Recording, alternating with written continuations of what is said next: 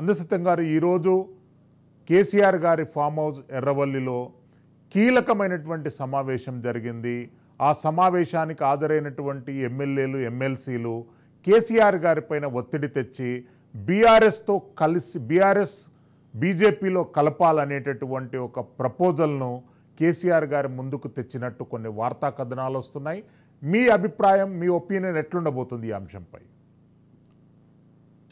ఓడిపోయిన దగ్గర నుంచే ఇటువంటి పరిస్థితి వస్తుందని అందరూ ఊహించినటువంటి విషయమే. ఎందుకంటే పార్లమెంట్ ఎలక్షన్స్ రావడంతో అది జాతీయ party, well organised party, established leader ఉన్నటువంటి బీజేపీకి అది అడ్వాంటేజ్గా మారుతుందని ఎలక్షన్స్కు ముందే చాలా డిబేట్లో చెప్పడం జరిగింది. నేను తర్వాత రెండో అంశం ఏంటంటే, రాష్ట్ర ప్రభుత్వం ఓడిపోయినంత మాత్రాన డిజాల్వ్ అయ్యే స్థితి ఎందుకు వచ్చింది? ఉత్తరప్రదేశ్లో ఎస్పీ ఎందుకు సర్వైవ్ అయింది? తర్వాత బీహార్లో ఆర్జేడీ ఎందుకు సర్వైవ్ అయింది? బెంగాల్లో టీఎంసీ ఎందుకు సర్వైవ్ అయింది? తమిళనాడులో డిఎంకే ఎందుకు సర్వైవ్ అయింది? ఇక్కడ బీఆర్ఎస్ ఎందుకు సర్వైవ్ కాలేకపోతుంది అంటే వీటికి రెండు కారణాలు ఉన్నాయి. ఒకటి, ఓడిపోవటం గెలవటం సహజం. చాలా రాష్ట్రాలు, నేను చెప్పినటువంటి రాష్ట్రాల్లో ప్రాంతీయ పార్టీలు ఓడిపోయినాయి, మరి గెలుస్తున్నాయి, మళ్ళీ ఓడిపోతాయి కూడా. కానీ ఒక్కసారి ఓడిపోగానే ఎందుకు ఈ పరిస్థితి వచ్చింది అన్నప్పుడు, ఈ రాష్ట్రంలో ఒక ప్రాంతీయ పార్టీకి ఆల్టర్నేటివ్ జాతీయ పార్టీ రంగంలోకి వచ్చింది. అది బీజేపీ. బీజేపీ రంగంలో రావడంతో బీజేపీ ప్రాథమికంగా ప్రాంతీయ పార్టీలకు వ్యతిరేకంగా ఉంది. దాంతో పొత్తు పెట్టుకున్న ఏజీపీ స్మాష్ అయిపోయింది. ఉత్తరప్రదేశ్లో బీఎస్పీ స్మాష్ అయిపోయింది. గోవాలో గోమంతక్ పార్టీ లాంటివన్నీ స్మాష్ అయిపోయినాయి. కాబట్టి వాస్తవానికి ఇది అవసరం కొద్దీ ప్రాంతీయ పార్టీల సపోర్ట్ తీసుకుండి ఇప్పుడు కేంద్ర ప్రభుత్వంలో కానీ, లేకపోతే వాళ్ళు అనేక సార్లు మోడీతో సహా ప్రాంతీయ పార్టీలు, కుటుంబ పార్టీలు ఇవి దేశానికి అనర్థదాయకం అని చెప్పేసి అనేక సార్లు చెప్పడం జరిగింది గత 10 ఏళ్లుగా. ఇప్పుడు అవసరం కొద్దీ వాళ్ళ మద్దతు తీసుకుంటున్నారు.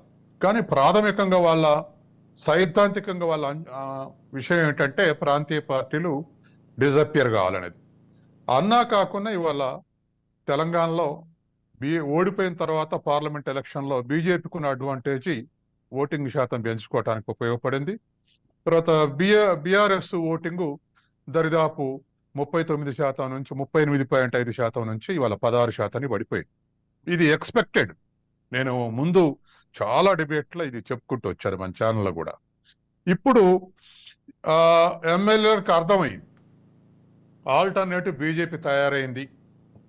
రేపు future war between Congress and BJP అనేటువంటిది వాళ్ళకి అర్థమైపోయింది. ఎలక్షన్తో ముందు కొన్ని ఆశలు ఉండే.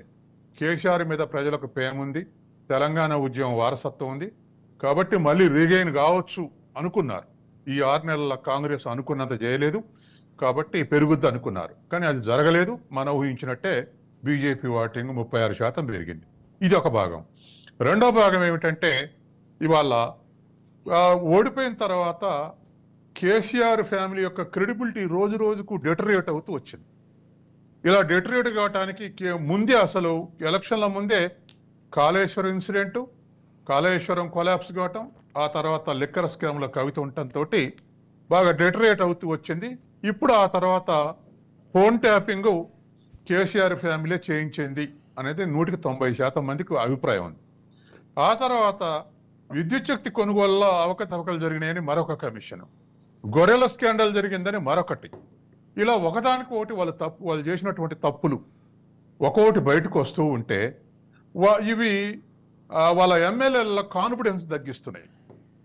సహజంగా ఇవాళ కమర్షియల్ పాలిటిక్స్లో ఎమ్మెల్యేలు అటు మారటం ఇటు మారటం అనేది అవలీలగా అయిపోయింది. ఇవాళ ఏ రాష్ట్రంలో అయినా, ఏ పార్టీ వాళ్ళైనా ఇవాళ అదే ట్రెండ్ ఇక్కడ కొనసాగుతుంది. ఉంటే రాష్ట్రంలో అధికారంలో ఉన్నటువంటి కాంగ్రెస్లో చేరటమా, లేకపోతే ఏమైనా తప్పులొప్పులు ఉంటే వాటిని ప్రొటెక్ట్ చేసుకోవడానికి బీజేపీలో చేరటమా, ఏదో ఒకటి చేయాలన్నటువంటిది ఇవాళ ఎమ్మెల్యేలు ఎదుర్కొన్నటువంటి ప్రెజర్. మరొక ప్రెజర్ ఏమిటంటే, రేపు కేసీఆర్ ఫ్యామిలీకి వచ్చేటువంటి ఫేస్ చేయాల్సినటువంటి ప్రాబ్లమ్స్ని వాళ్ళు చేయకపోతే వీళ్ళు చేయాల్సి వస్తుంది. వాళ్ళకు మద్దతుగా వీళ్ళు ప్రొటెక్ట్కు రంగంలో దిగాల్సి వస్తుంది. అందుకు మానసికంగా ఇప్పుడున్న ఎమ్మెల్యేలు సిద్ధంగా లేరు. ఒక 5-6 అవుపడుతున్నారు తప్ప మిగతా 30 మంది కూడా అందుకు సిద్ధంగా అవుపట్టలేదు.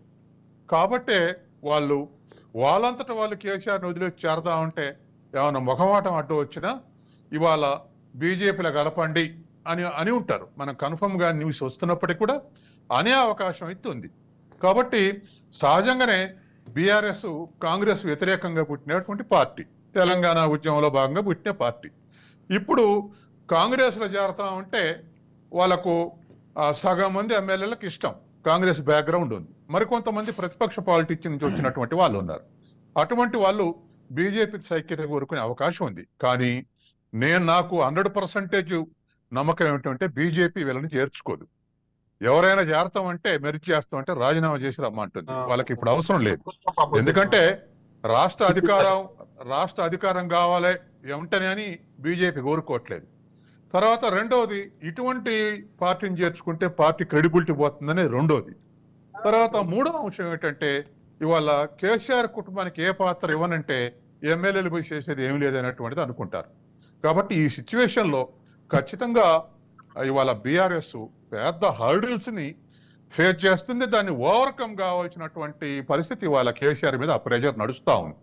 అది వాళ్ళు ఉన్నటువంటి పొలిటికల్ సిచ్యువేషన్ అది. ఎస్.